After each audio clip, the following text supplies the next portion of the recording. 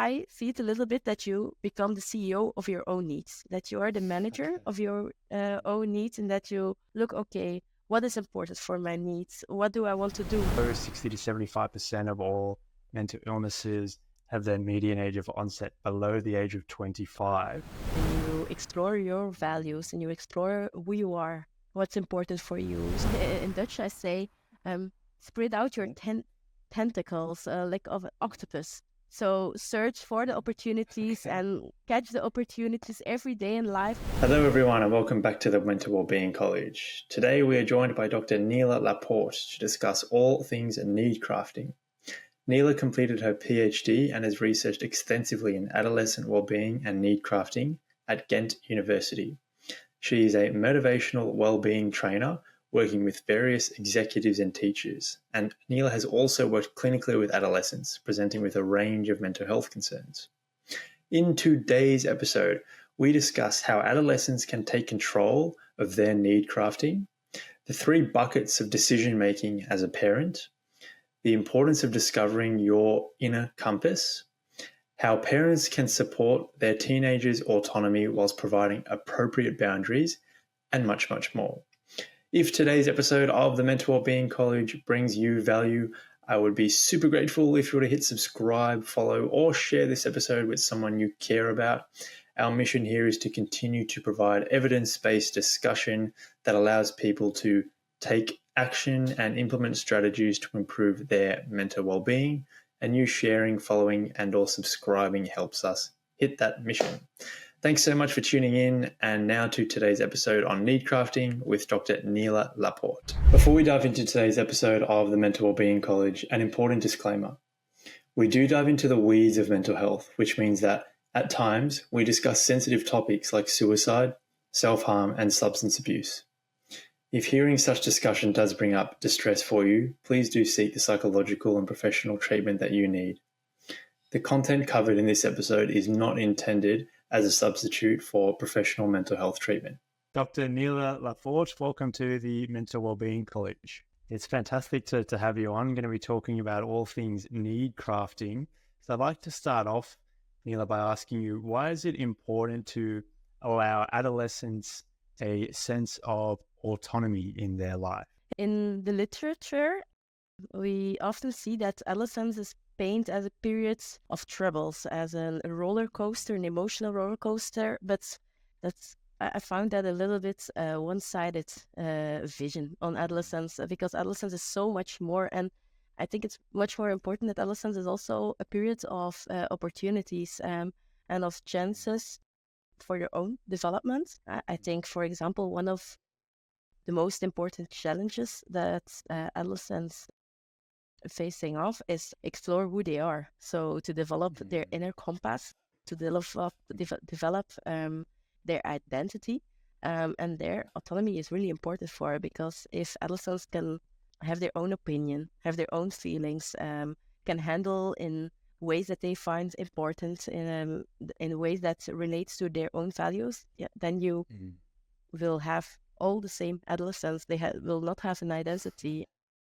and it's much more important than only for personal growth. I think also that autonomy is important for adolescents, so they can take responsibility of their own actions, that they can develop their problem-solving capacities, because by doing things by yourself, you get control over things, and you will be happy to can engage some tasks and some responsibilities. So I think it's not only important, it's crucial in adolescence. Yeah, and it seems like a tricky balance to get right for adolescents and for parents, given adolescence is, roughly that 10 to 19-year-old period. And up to that time, most children or adolescents and their parents will be used to the parent making their decisions for them. So it's kind of a new time of opportunities that everyone has to kind of get used to. It's true that it's really searching for that balance, because also typical for adolescents is that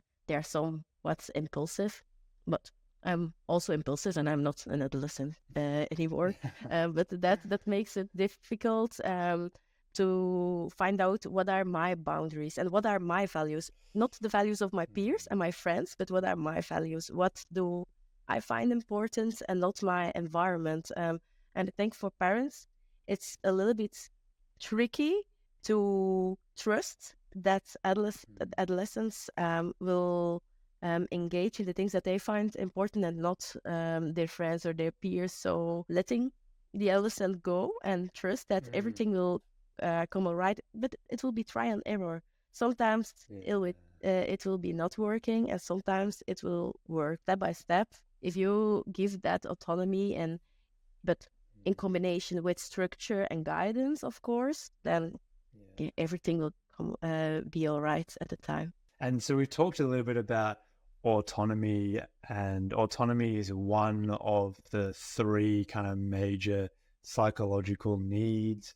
And obviously you've done a lot of research in this particular area on what those three psychological needs are. So Nele, can you take us through what these three psychological needs are that adolescents, but in particular, everyone across the lifespan really needs to kind of satisfy? The three psychological needs are identified within the self-determination theory. Self-determination theory, I think it's now 40 years ago or more. I don't know exactly.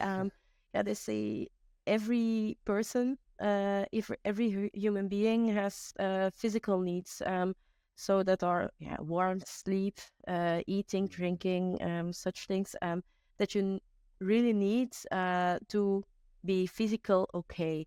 And then they thought, okay, what are the psychological needs? And then we have three needs. And the first you say already is autonomy, being yourself. So you have the feeling that you can have your own opinion. You have the feeling that you can be psychological free to handle in a way that you find important. For instance, an adolescent that feel autonomous has a feeling that when he is is connecting with his friends, that he can just be himself, him or herself, so that he don't need to fake a big smile if he's not happy that day. So that's the autonomy. And then you have two other basic psychological needs, and that's relatedness and competence.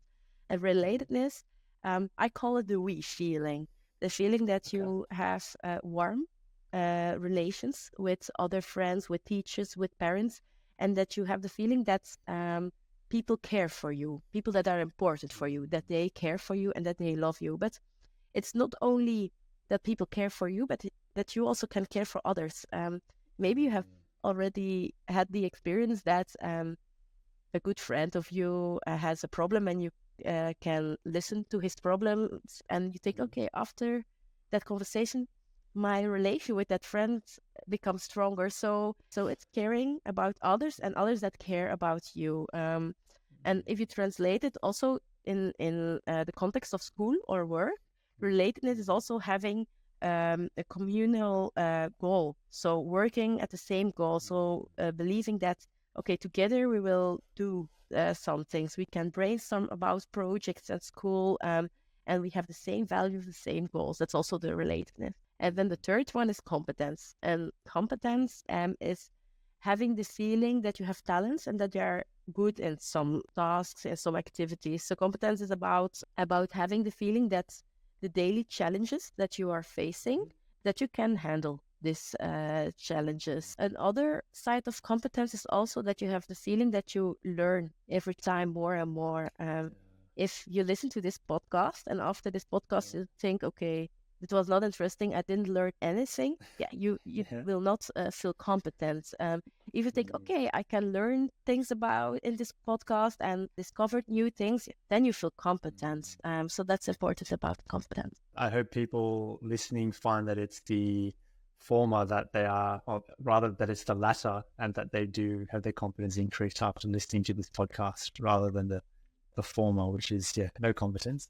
But this sense of relatedness is really interesting in adolescence in particular, Nele, because in adolescence, obviously you're starting to go beyond the home now, and you talked about identity earlier, exploring your identity and what that's like in relation to other people, and the role of peers becomes really important. So it seems like in particularly this developmental period of adolescence that these needs can kind of shoot off in different ways, and that relatedness can be a really unique and new sense for them in terms of finding that outside the family home for the first time. Yeah, but all three needs are very important in adolescence in every developmental period. But like you say, they get a new meaning. And in for relatedness, I think it's really challenging because adolescents, go away from their parents more and more. They will detach. I think that's the word, detaching from their parents, and they will exploring and investigate which relations that are important for them. And if I think back, when I look back to when I was an adolescent, I also remember that I thought sometimes, okay, no, I have a new friend. It will be a friend for my whole life. And then after 1 year or maybe a few months, you see, okay, it's not like that. Maybe we have other values. So it's really a search that will go with trial and error, step by step. So also the relatedness is a little bit challenging for adolescents. Yeah, I really like that term you used there about searching, because adolescence seems like a period of exploration of all three of those needs, right? The autonomy, the relatedness, and the competence. And this is where your work, Nele, really comes in, and how I certainly came across it in terms of need crafting. And can you take us through that and how you're helping adolescents to proactively explore those three needs? Yeah, I will give a little bit of context. I think it's now 7 years ago that we started with our research to need crafting, or 6 years ago. And we saw in self-determination theory that all studies investigated how parents, how teachers, how universities can support the needs of adolescents and people. And really important and really interesting, but it was also a little bit strange that no studies, or only a few studies, examined, okay, what can adolescents do by themselves to their needs? How can they give a boost to their needs? And there were only, I think, 3-4 studies that we found that investigated that, and that's a little bit contradictory with the vision of self-determination theory, because they believe that people are proactive beings, that they want to develop their self. So they are not just passive beings. And then we talked about it with Maarten van Steenkiste and Bart Soenens, that are two professors in Belgium in self-determination theory. On one day we thought, okay, what about need crafting? How can adolescents take the responsibility of their own needs? What is it, and what is need crafting? How do we define it? I see it a little bit that you become the CEO of your own needs, that you are the manager of your own needs, and that you look, okay, what is important for my needs? What do I want to do to satisfy my needs? And I see it as a proactive tendency. So not a capacity that you do only one time, but you do it every day, and you look the whole time for opportunities to satisfy your needs. So you look to persons, you search for activities, for tasks at school that you find that are satisfying your needs for autonomy, relatedness, and competence. And I think two things are important in need crafting, and that is that you are aware of your own needs, and also that you take action for your needs. So there are two components important in need crafting. On the one hand, you have awareness, and on the other hand, you have the action component. And awareness, it's about being aware, of course, of your own needs. It's about checking in. Okay, how is it today with my needs? Can I be myself? So do you feel or experience autonomy? Do I have the feeling that people care about me and that I can care about others? So do you experience a sense of relatedness? And do I feel competence? Do I have the feeling that I learned today and that I have talents? And by checking in, you can become aware, but it's not so easy as it seems like, because if you experience high emotions, like you are excited or you are really angry, then you just focus on that emotion. And just in that moment, it's important to take a step back and think, okay, it's taking a look under the water. So like you have an ice berg, so you take a look under the water, and you look, okay, I see I'm angry, but what is going on? Okay, I'm angry because I feel really uncertain and my need for competence is frustrated. So that's the awareness. And another important thing of awareness is that you have also the self-knowledge to know which activities, which persons that are satisfying for your own needs. Because if you don't need which persons and which activities that satisfy your needs, then you can also not engaging in those activities. And then the second component is the action component, and that's about with all those with that backpack with self-knowledge and awareness. It's important that you also do something with it and that you engage in actions, that you connect with people of which you know that's satisfying your needs. And of course, you need to plan these actions, but it's important that it's not just a wish, so that you also do it, those actions. So it's also thinking about what can I do so I can maximize the chance that I will execute those actions. So that are the two components in need crafting. And I think maybe now it seems a little bit artificial. The more you engage in need crafting and the more you do this artificial things, being aware, checking in with yourself and planning actions and executing actions, the more you do that, the more you will find need crafting normal. At the beginning of my PhD, when I was not aware of need crafting is a little bit a part of my personality, but the more that I thought about it, the more a habit that it becomes. So for me, it's a tendency that I do every day in my life. I look for opportunities that's to satisfy my own need. Yeah, so useful for big adolescents as well, not just those between 10 and 19. Yeah, it's really important for adolescents. Yeah. So you mentioned something there about being a CEO of your own needs. Do you find that adolescents respond in a way of almost feeling empowered when they come across this, when you teach this to them or when you look at it in the research? Because it seems quite contradictory to what adolescents perceive about everyone's telling me what to do, why can't I live my own life? That classic, parents always tell them what to do, let me live my life.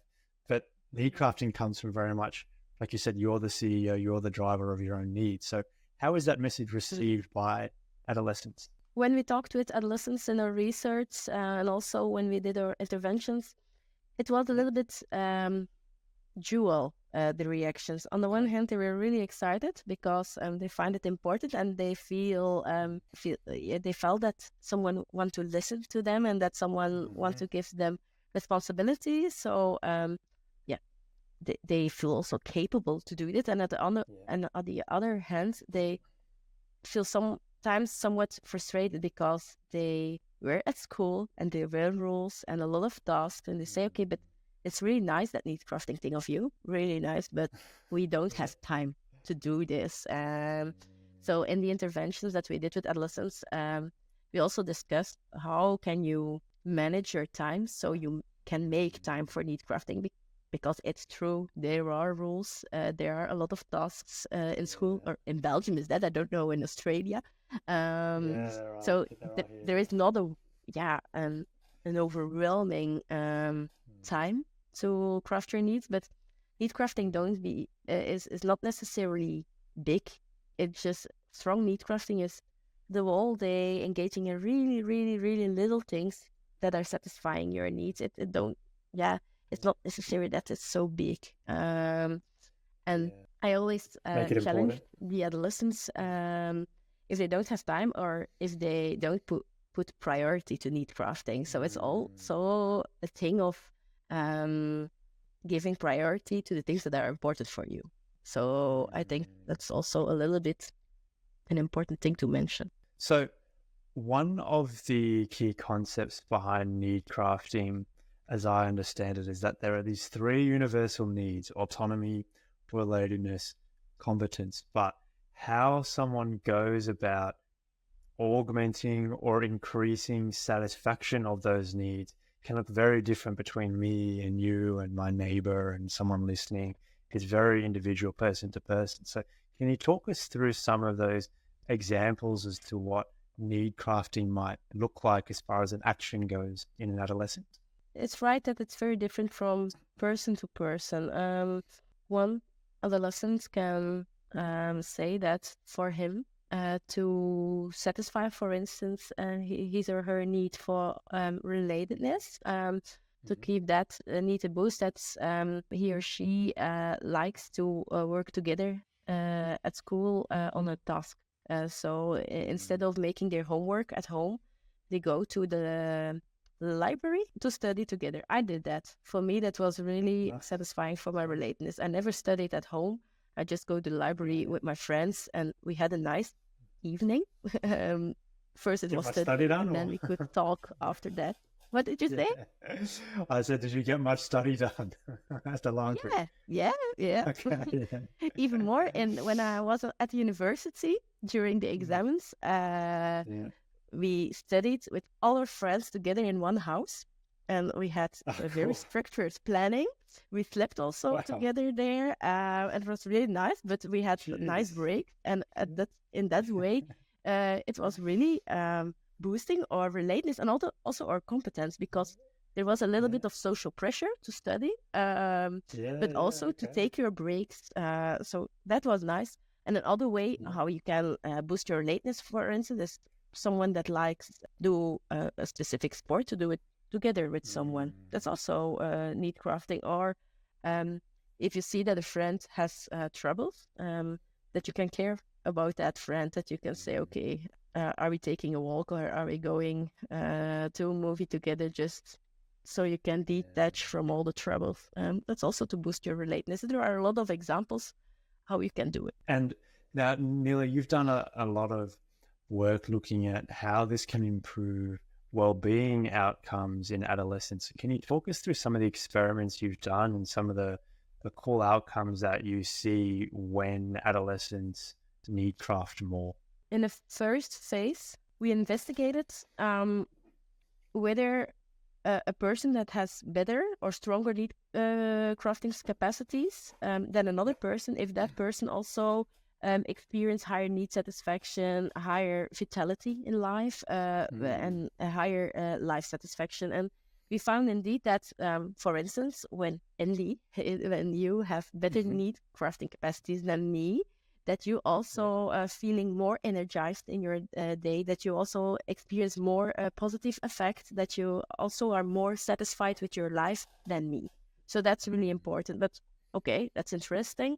But it would be much more interesting if we could find that on days that you indeed engage more in need crafting than in other days, that you on that days or on those days that you also experience then higher need satisfaction, and that you also feel on those days more energized and feeling more vital. And first, it was important to investigate for that if need crafting is something you have from your birth, or that need crafting is also something that fluctuates during time. And we indeed found that, okay, there are differences between persons, but on the one day, you engage more in need crafting than on the other day. And more important than we found that on days that we engage more in need crafting, that we indeed feel more energized, for instance, that we also are more satisfied with our life those days, that we experience more positive effects. So we see that not only having in general good need crafting capacity is important, but also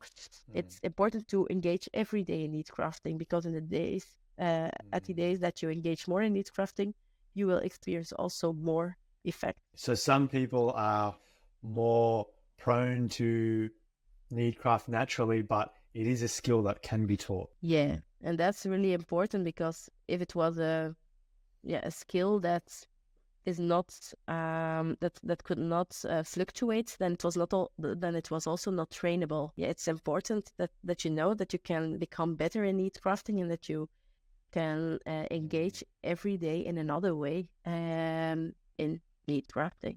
I haven't seen this in your research, Nele, but I'm wondering what you think about need crafting and having a higher sense of purpose in life. I was talking to a researcher recently about creating more purpose, and she was kind of advocating for people, adolescents, adults, everyone, to reflect on what are the things you do on a day-to-day sense that make you feel a higher sense of purpose, then lean in and do more of that to create the kind of bigger purpose, capital P purpose, by looking at what are the things on a day-to-day sense that give you a little p purpose. This seems similar to what you're advocating for, although more with needs, in the sense of being aware of what gives you more of a need satisfaction and then doing more of that. Do you think there's a relationship there between need crafting and potentially adolescents gaining more of a sense of purpose in their life? We did not investigate that, but I think, I would be really surprised if that's not relating to need crafting, because by engaging in need crafting, by investing in engaging in your own needs and boosting your own needs, you do things that are important for you, and you explore your values, and you explore who you are, what's important for you. So it seems very logical for me that you will find also more purpose in your life if you can do that. Because we see that sometimes when adolescents don't feel right and they have a bad period, that they can feel very hopeless, and that they can feel empty. In Belgium we say empty. And then you have sometimes the reflex to do things just to do it. You will game a little bit, or you go walking, or you're sleeping, and that are things that we know, not always, because sometimes gaming is also a manner to engage in need crafting. But if you do it in a passive way, if you are on social media just in passive scrolling, then you will not find purpose. So by engaging consciously in activities and in persons that are important for you, you will experience more need satisfaction. You will find also more purpose in your life. Hello everyone, a quick break from today's episode. At the Mental Wellbeing College, we are committed to the goal of communicating evidence-based wellbeing strategies out to the broader community. The goal of this podcast is to bridge a gap between self-help material and peer-reviewed research by providing evidence-based discussion that respects the nuances of psychology but is digestible for all audiences. Ultimately, I hope that you as a listener feel empowered after each episode so that you can take away and implement strategies to improve your own mental well-being. If you have gained value from this episode of the Mental Wellbeing College, I would be so grateful if you were to hit subscribe or follow, or to share this episode with someone that you love. This is how we continue to grow the show, get the message out, and to impact people in need by providing such information and strategies. Thanks so much for tuning in. It means a lot to us here at the Mental Wellbeing College. And now back to today's episode. What we see in young people is the median age of onset for mental illnesses is quite young and quite low. 60 to 75% of all mental illnesses have their median age of onset below the age of 25. So given that a lot of these mental illnesses manifest in quite a young age and a lot of young people are presenting with mental illnesses, do you see any benefit or any relationship for need crafting in terms of prevention of mental illnesses or psychopathology? Yeah, that's a little bit complicated, because in our studies we see that people who experience more need frustration or more mental illness, that they have more difficulty to engage in need crafting, because we think that it's because they have not enough energy to being aware of their needs, to take action, to satisfy their needs. That's of course a little bit pity, because it's a little bit a circle that doesn't stop. Of course, we can then say, okay, if we do interventions for need crafting for those people, will they experience then more benefits than other people, or could it prevent from mental illness later in life? But we didn't investigate it at this moment, but we think that it will be not like that, because people who experience more psychological problems, just engaging in need crafting is not enough. Then need crafting is really to boost your need satisfaction, but it's not to deal with need frustration and with mental illness. So I think if you have psychological problems or it can be burnout in your job, or it can be depression, anxiety, everything. Then it's in the first place also important to follow individual therapy, or to learn about emotion regulation, to regulate your experiences of pressure, of failure, of loneliness. And then if you can cope with those emotions, with those need frustration, then you can engage more in need crafting. But if you only engage in need crafting and do things that are important, it will not working, because it will not have a great effect on the mental illness that you experience. But of course, it can be, it's important that it goes hand in hand. Yeah, so almost the need to kind of stabilize one's mental illness symptoms first, depressive symptoms, anxiety, deal with that directly, and then bring in the need crafting. Yeah, I think, maybe you can imagine that when you are, when someone is depressed and has no energy to care about himself, to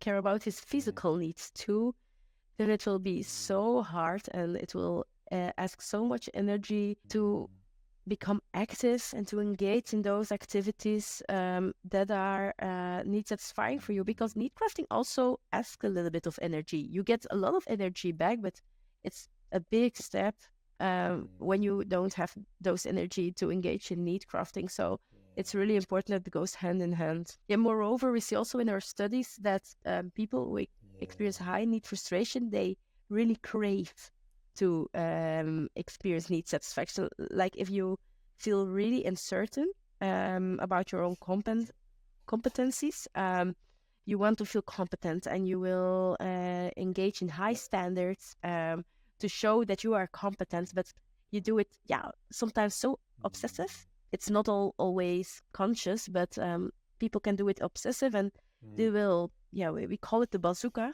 strategy. They will do everything to feel competent, but it's an overkill, and it will have a reverse effect. It's, maybe you will do things, and after that you did that, you will experience again that failure, or it will feel, or it will feel very not authentic to do that. So most of the time, it's important to first take responsibility of that need frustration, and then you can step by step engaging in need crafting and in your need satisfying activities. Okay. Now, that's very sound advice, and I appreciate you acknowledging the limitations. It's not cure for everything or a catch-all intervention. There are certain scenarios where I think that's it works also better and important is to more effective acknowledge than that, others. because if you don't do that, and people who have mental problems or psychological problems, and they engage already in therapy and in that training and in that training, if I would say, okay, need crafting is the key solution, then it will be again a disappointment. So we also, maybe it will be worse after it. So I think, it's important that you do it step by step.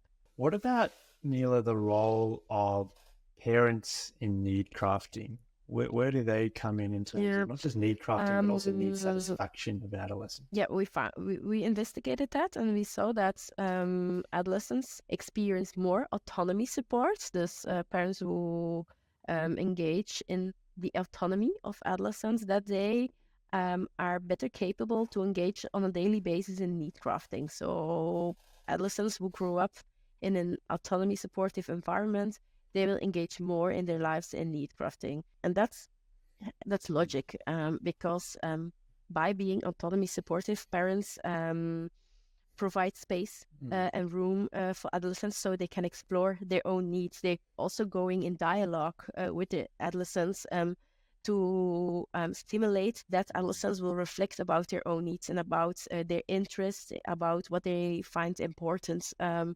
So by providing those room, adolescents will have more opportunities to become aware of their needs and also to take action. Because if we say it already earlier in the podcast, when adolescents have so much tasks and there are so much rules that they need to follow, they will have the feeling that there is no room and no space to engage in activities that they choose and that they find important. And that's one side of autonomy support. And other side is also, we call it the attuning style. So the first was the participative style, and now it's attuning style, is to attune with the interest and the perspective of adolescents. So by acknowledging the perspective of adolescents, for instance, that they, when they engage in an activity, and they expect that that activity will really satisfy their needs, and they have high expectations. And then it's also important as a parent to stand in the shoes or walk in the shoes of the adolescents and acknowledge those high expectations, but also acknowledge that it's maybe the too high standards that they want to reach, so that they also can, that parents can say, okay, it's important, it's interesting that you engage in those activities, but don't expect everything of that. It's step by step. So I think the autonomy supportive style is really important. And you have the autonomy supportive style, but it's also important that parents give structure to adolescents so they can engage in need crafting. For instance, nowadays there are so much opportunities for adolescents. There are so much hobbies that they can do, leisure time activities.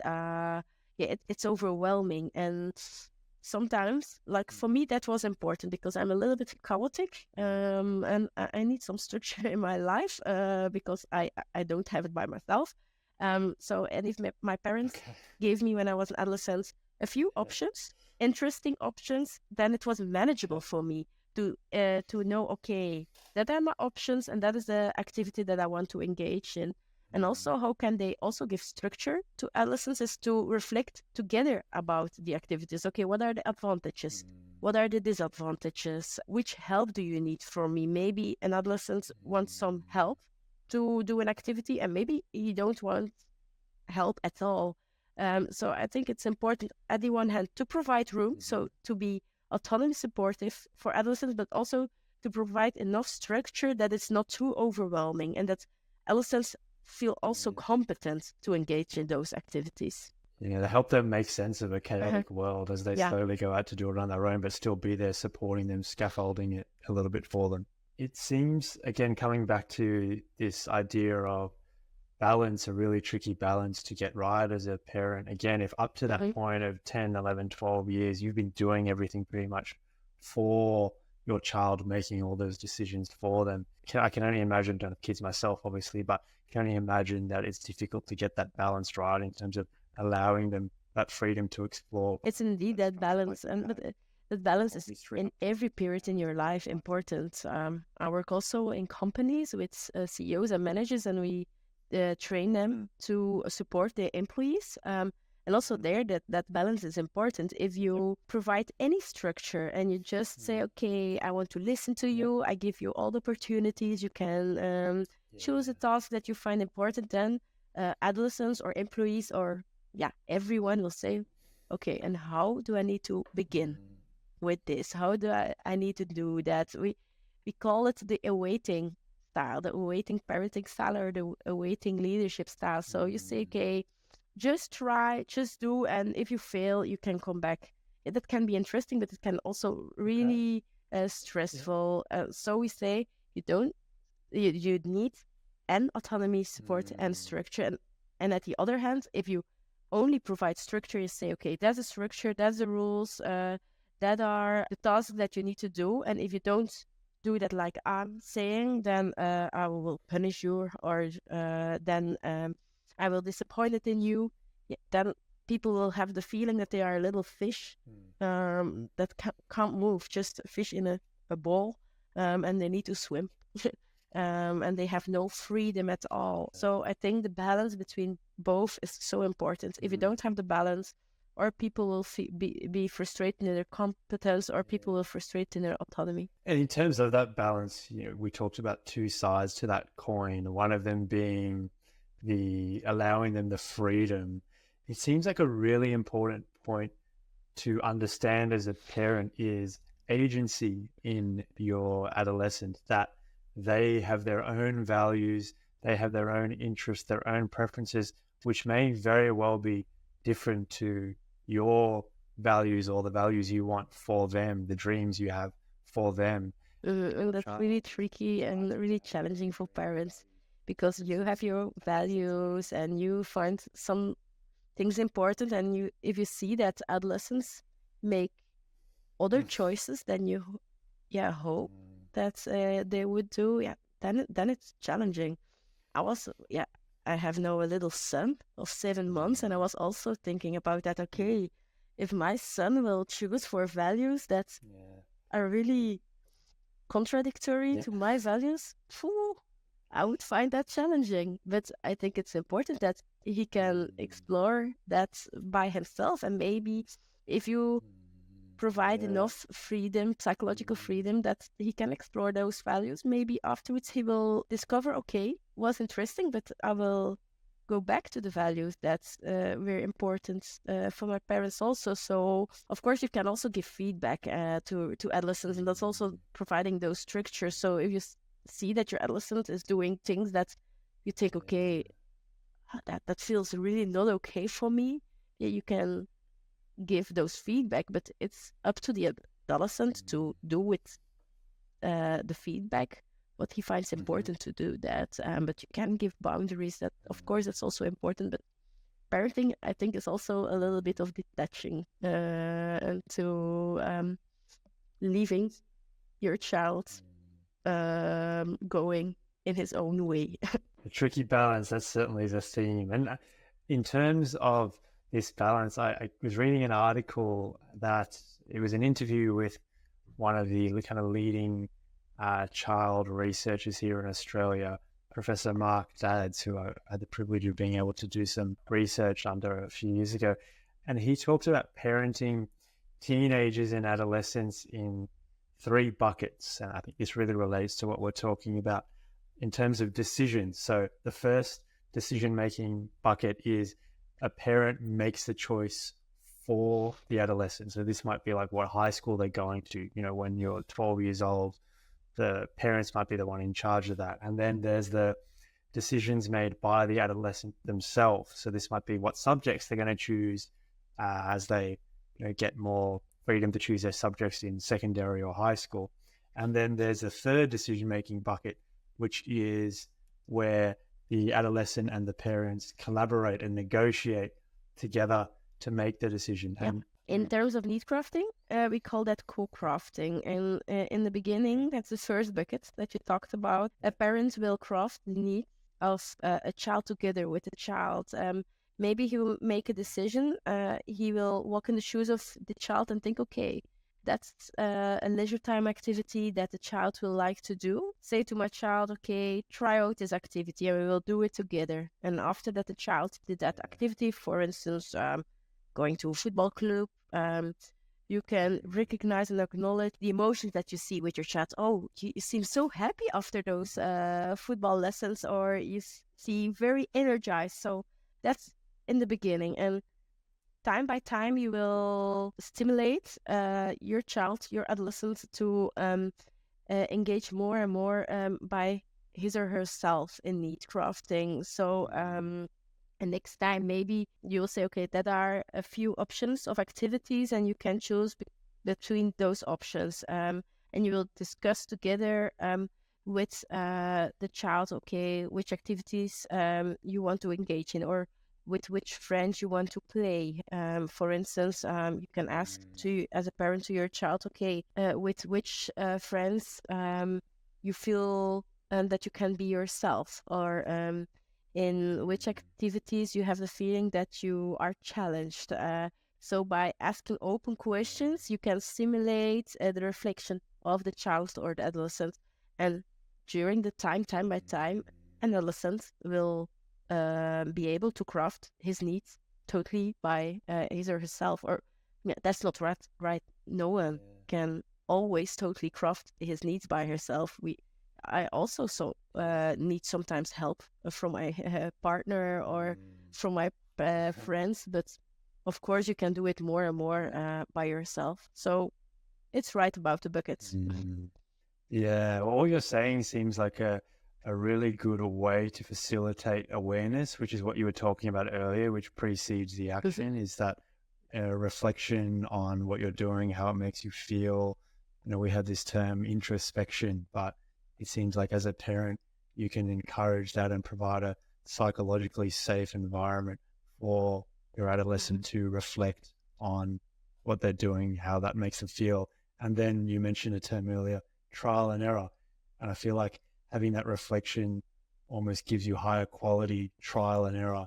If you reflecting on what you've just done and how that made you feel, you now have a bit more information and data for the next trial that you go out and do. So Nele, you have made this wonderful theory of need crafting into a more formalized intervention with your co-authors called Lifecrafting. Can you tell us about Lifecraft as an intervention? Yeah, of course, it's really interesting to have the insights of what need crafting is and what are the effects, but the most important thing is to do something with those theory. So we developed step by step. It was not just developing, but it took a few years. A program, Lifecraft. I did that together with my colleagues, Maarten, Bart, and Daphne and Katrijn. Yeah, of course, we investigated a lot of things about need crafting, and we saw, okay, it's important for well-being, it's important for performance, but yeah, that's really nice to know. But the most important thing is that we know how we can make people better in need crafting, how we can train them, and therefore we developed, so I with my colleagues Bart, Maarten, Daphne and Katrijn, a program that's called Lifecraft. We investigated Lifecraft already in several age groups, so I investigated in adolescents and adults, and Daphne investigated in university students. I will first illustrate how Lifecraft is, and it's an online intervention existing of 7 sessions, and the first 3 sessions are basic sessions that focus each on one of the needs. So 1 session on autonomy, 1 session on relatedness, and 1 session on competence. And the next 3 sessions are more deep sessions where we will also focus on one of the needs, but more deeply. And the last session is then a session in which adolescents or students or adults can reflect about the training and can reflect about how they can engage more in lead crafting the rest of their lives. And how are the sessions build up? We focus on both components in the sessions. On the awareness component by, for instance, giving them tools to reflect on their needs, by challenge them every day to think, okay, how is it today with my needs? And then every day they get a challenge to engage the next day in one of the needs. So to engage in an action, to plan an action of which they expect that it will boost their needs. And what we see, what are the results of Lifecraft in my study with adults, that was with adults, we found that when people follow the online intervention, we did not find such big findings, and that was a little bit surprising. But what did we found? If people follow the intervention and engaging in activities, so the challenges that we gave them, then they would experience effects. So it was not just enough to look into some little film clips with psychoeducation about the needs and to reflect a little bit. It was also important that they took action. So they took action to engage in their needs, and they really did the challenges that we asked them to do. So I think you can conclude for yourself, it's not only important to be aware of your needs, but you also need to translate it into actions. Important to notice that we didn't find those results so clearly with students. There we found always effects, also when they did not action. So it's at this moment a little bit a question why these findings are different from each other, but it's a really new study, so I need to discuss it with my colleague to think about it. But in general, but it's also logic. If you just look to little film clips, no, it's not enough. You really need to translate it into actions. I think that's important to know. And then after those interventions, we see in the short term and in the middle long term that people experience effects. They engage more in need crafting and experience more need satisfaction and well-being. So they also feel more energized and more satisfied with their life. So I think that's really important. Yeah, okay. So it's not just the thinking, it's the thinking coupled with the doing. And it sounds like need crafting itself is a very active philosophy or active framework. You need to be doing a lot. And this comes back to what you said before about having the energy to do that work. Because it's not sit back, think about it. It's think about it and do and iterate.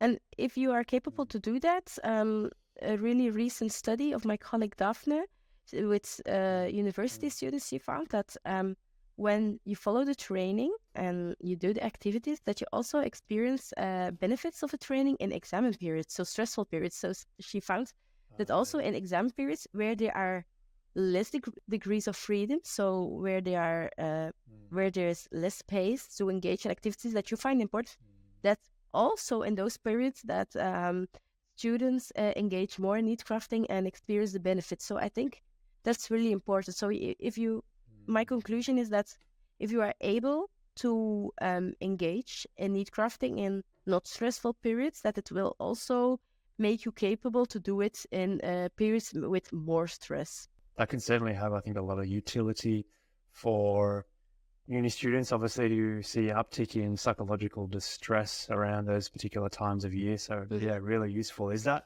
particular paper out and published? I haven't seen that one. No, it's really recently. I just read it this morning. The manuscript. Okay, right. So it's really recent. But it will be published, I think, in the next year. I hope my colleague Daphne will publish that. There are at this moment 2 papers published, and that is one with Adolescents, where we did know. But it was not the online training, it was a training in real life. And then with the feedback of that training, we made the online modulus Lifecraft, so the online training. And that was the first training where we find really good effect. Yeah, okay. Well, I'll certainly watch this space for that release of that publication, because that sounds very interesting and applied indeed. I'm curious then, Nele, finally for you, what is the one tip or piece of advice you'd give to someone listening to help them need craft more, to help them satisfy their psychological needs? I find that a difficult one. I have a lot of this. I pigeonholed you into one. But, I will give them their 2 2 tips. Okay, you can cheat. The first tip is to be proactive. Don't wait until you feel sad or you feel passive or you feel anger.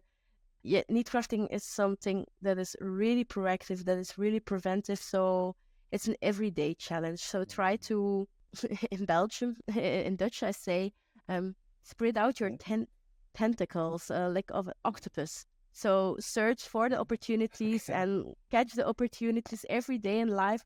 Look for those chances and try to engage that. And don't wait until you feel really frustrated or you feel sad. So I think that's the first step.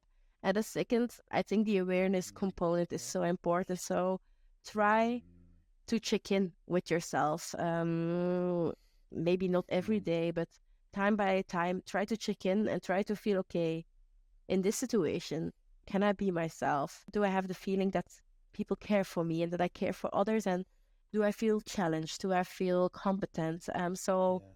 Try to check in and don't only look to what you can see directly with yourself, but try to look under the water to your own needs. I think that are 2 important tips.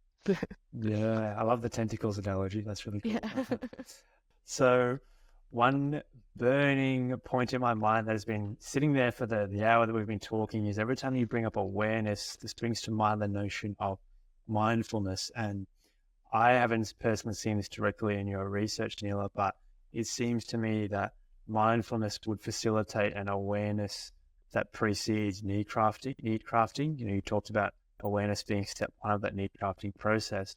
Obviously, mindfulness pertains to having a non-judgmental acceptance of the present moment, which to me is very similar to what you're talking about reflecting about the feelings based on what you're doing and using that as feedback for the trial and error in need crafting. So do you see a relationship between mindfulness and need crafting? Yeah, we indeed investigated that. And we investigated the relation between mindfulness, need crafting, and mindfulness and awareness in action. And we found indeed a relation between mindfulness and the awareness component of need crafting. It was not so big correlation, so that was a little bit surprising, but it was significantly correlated. And I think there are two reasons why mindfulness and the awareness component relates to each other.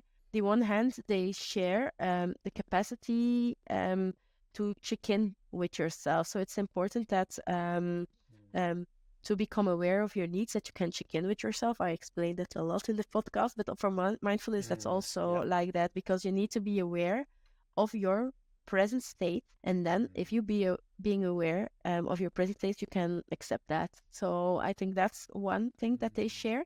Another thing, I don't know if it's sure, but it's my feeling that they share also the capacity of having a deeply anchored inner compass for mindfulness, and more specifically for the acceptance and commitment therapy. That's mindfulness is a part of acceptance and commitment therapy.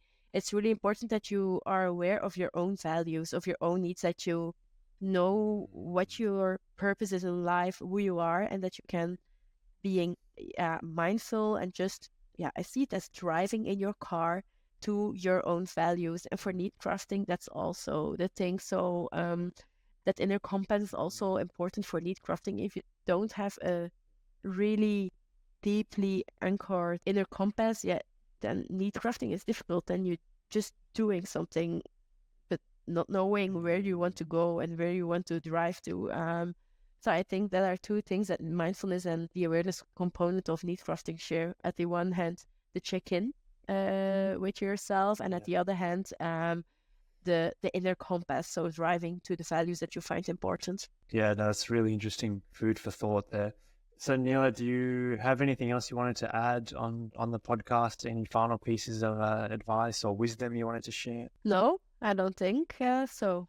Just be the CEO of your own needs. I think that's important. I love that. That'll certainly stick with me, that metaphor you've given, the CEO of your own values and actions. So thank you for sharing that, and thank you for sharing all your wisdom on the podcast today, Nele. Yeah, and thank you to let me spread out the word of need crafting. Yeah.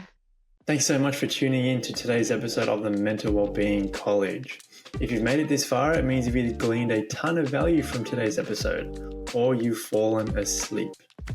I sincerely hope that it's the former, and if it is, I would be so grateful if you were to hit subscribe, follow, or to share this podcast with someone you care about. Our mission here at the Mental Wellbeing College is to provide a free and accessible resource for people to take action and implement to improve their own mental well-being. And you subscribing, following, and or sharing helps us to achieve that mission and to impact people in need. Thanks so much for tuning in. It means a lot. We'll see you next week on the Mental Wellbeing College.